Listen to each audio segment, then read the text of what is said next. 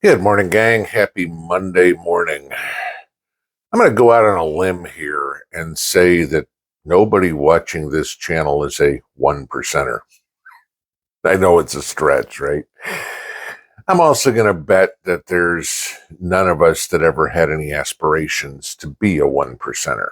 You know, it, you can live a very, very, very, very nice life without being a uber billionaire, trillionaire, okay, whatever it would be.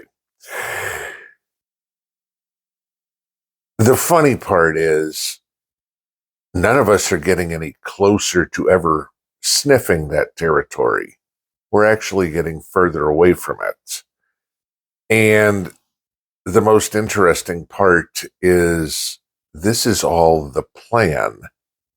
And the majority of people out there don't even realize what's going on. I mentioned the other day that for the first time in history, that it's in 2020, the 1% owns more assets in the United States than the other 99%. Okay. Like I said, cash, bonds, stocks, land, whatever. Okay. They have more wealth than the remaining 99%. Here's the problem. Okay. These are the people that want to control us.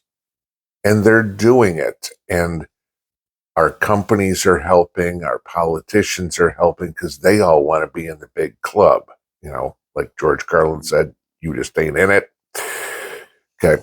I'm going to give you this. This will tell you how far the chasm is becoming, how big it's becoming. In August of 2021, in the United States, the collective savings of Americans, okay, was $2.1 trillion. In October, it was $148 billion. It's excess cash, okay? This is what people have in their savings account, in the mattress, whatever it would be.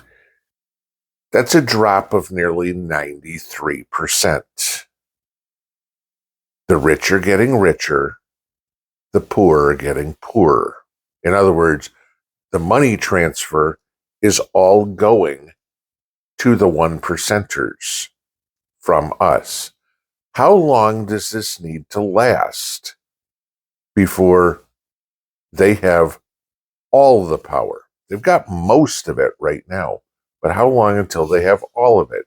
Till they can determine what you're going to do when we have no say in the matter because we have no ability whatsoever to economically fight back. Now, you can say we don't have much as a whole. I mean, combined, we have $148 billion in savings. That's combined, okay? That's less than Jeff Bezos' net worth. I want to give you that right there. The collective savings of the average American, or of all Americans, is less than what Jeff Bezos is worth. Think about that, okay? It's funny, the other day, Bloomberg put out its list of the world's richest families. And in typical Bloomberg fashion, they did no research. It was hilarious looking at the list, and anybody, I mean, literally anybody who isn't living in a cave knew right from the get-go that the list was bullshit. Because the number one richest family they have on their list is the House of Nyan, UAE royal family. That would be a problem because they forgot the Rothschilds. Okay. So when your number one richest family is wrong, the rest of your article is useless. The Rothschilds are worth estimated $1.2 trillion. How do you forget about them? Don't know, but Bloomberg managed to do it. Okay. I went through the list, and just by my knowledge of where money is and very quick research, blew holes. I mean, give you this. They forgot Elon Musk on the list. Okay. They had families with lower net worth, didn't put Elon Musk on the list. So this is it. But I'm going to give you this. These are the top 10 that I can figure out. Okay. I'm not Bloomberg. I don't have a news organization. I don't have the research capabilities that they do, but I could figure out more than they could in 15 minutes. Rothschilds being number one, UAE royal family being number two. The Wallenberg family, who Bloomberg also left out, is number three. In case you know, Swedish. They are major shareholders in AstraZeneca, Saab, that sort of stuff. Okay. The Waltons, Walmart, of course, Elon Musk. That's three of the top five they left out. Okay. Hermes, fashion company. Mars, candy company. Altinas, oil again. Okay. The Cook family, Cook brothers, even though one of them's gone, they're in there. And Jeff Bezos. Oh, they left him out too. Amazon. Okay. So 4 of the top 10 richest families in the world, Bloomberg skipped over conveniently. Okay. Let's just look at the ones they skipped over. The Rothschilds. Well, we know basically they control politics around the world, banking around the world, etc. That would mess up the liberal propaganda machine, right? Mentioning them. The Wallenbergs. Ooh, pharmaceuticals. AstraZeneca. Gee, does that ring a bell from anything going on in the last 3 years? Might not want to talk about them, right? Okay. Leaving out Elon Musk. Of course, they wouldn't want to talk about somebody that believes in free speech. In case you didn't know, Elon Musk reinstated Alex Jones to Twitter yesterday. Okay. And Jeff Bezos. So we couldn't put him on there too. We wouldn't want, somebody that profits off of Chinese garbage and child labor. Right. Okay. But there's something that comes in real quick. Now, I'm going to give you this. We're going to tie the top 10 richest families to controlling the world to climate change. And we all know climate change is a huge money grab. There's no truth to it whatsoever. It's just for power and money. Do you honestly think that the companies, the families, the richest families in the world who want all the power care about the climate? Because let's go back to how they make their billions or trillions. Rothschilds, okay, they basically can have whatever they want. Number 2, oil. Second richest family in the world makes their money off of oil. You know what? We don't want our riches anymore. We'll get rid of our oil. Okay. Number 3, pharmaceuticals. Gee, that would be a problem. Number 4, of course, like I said, the Waltons. China, because China is, doing so well in climate change. Okay. Number 8, oil again. Number 9, Cook Brothers, petrochemicals. That would be a problem. And number 10, Jeff Bezos back to China. So let's see. All but 3 of the richest families in the world, the climate change debacle, okay, the narrative, is contrary to the beliefs that they've got rich off of. Do we need to go any further in this to explain to people? I mean, I don't know how many different directions I can go to explain that climate change is a farce. Okay, it's a power grab, it's a money grab. That's it. None of those people want any of the, we've got to get rid of, carbon emissions and petrochemicals and plastics, and we need cryptocurrency and digital ID. None of them want that because that would ruin their wealth. Okay, simple. Not that the wealth, like I said, has already been ruined. We have 93% less savings than we did 3 years ago, 2 years ago. Okay. Why? Because we're stuck paying for all this money grab, for the rich to get richer and the poor to get poorer. There's an interesting story out of Great Britain this morning. Okay. Headline is millions of Brits will choose between eating and staying warm this Christmas. Yeah. Okay. Because let's take the money. All right. 6.5 million Brits are going to have a problem heating their home this winter because they can't afford it. Okay. 2.7 million Brits will have to decide between buying Christmas presents and buying food. Okay. 14 million of them are cutting back on how much Christmas presents they're buying. I think that number is pretty low because I think all of us are cutting back on the amount of Christmas presents we buy. Oh, I don't know why, because our savings are down 93% from 2 years ago. Okay. You get over 50% of them that are going to finance Christmas. It's like, oh my God, please no. Okay. On credit cards. What does that do?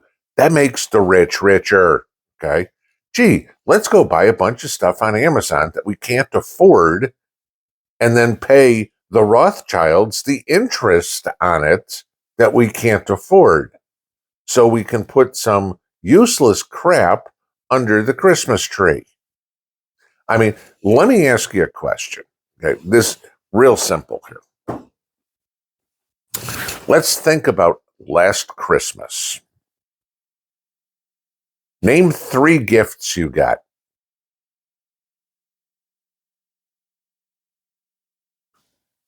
Tough question, isn't it?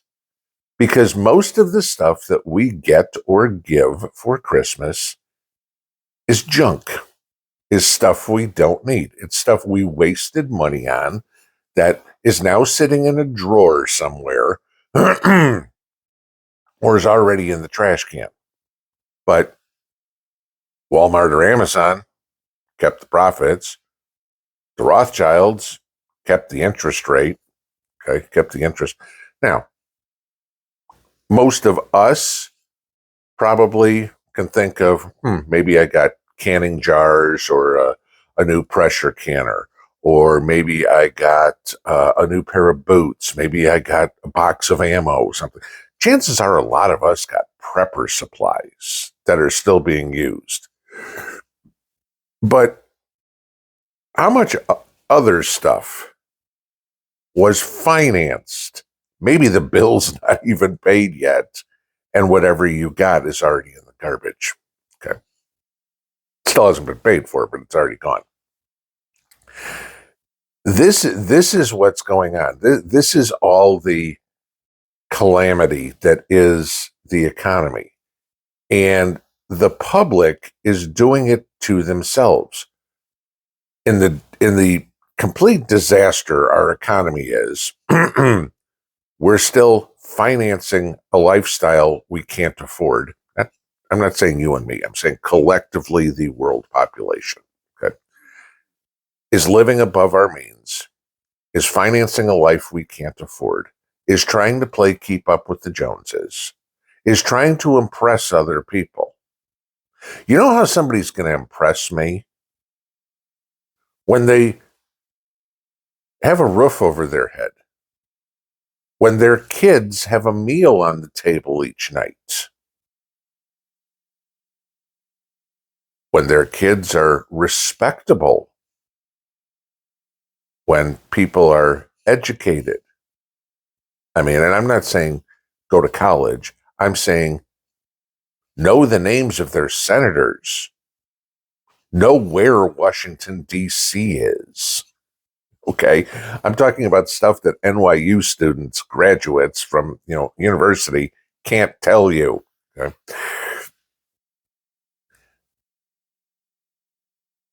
we're in trouble if you haven't figured it out by now. The rich are getting richer. The poor are getting poorer. Somehow, none of us will make it to 1%. Okay? Chances are, unless you somehow in your garage figure out how to do cold fusion or something like that. Chances are none of us are ever 1%ers. It might happen. I don't know. Nobody ever thought Bezos was going to be one of the richest men in the world when he decided to sell books out of his garage. Okay. But he wound up there. Okay. Lightning does strike occasionally. For the rest of us, it's how do we have a comfortable life now? And how do we have a life at all when the rest of society hands over control of their lives to these rich people based on a lie? And climate change is that lie. Okay. We have to be reactionary as preppers. We have to be visionaries as preppers.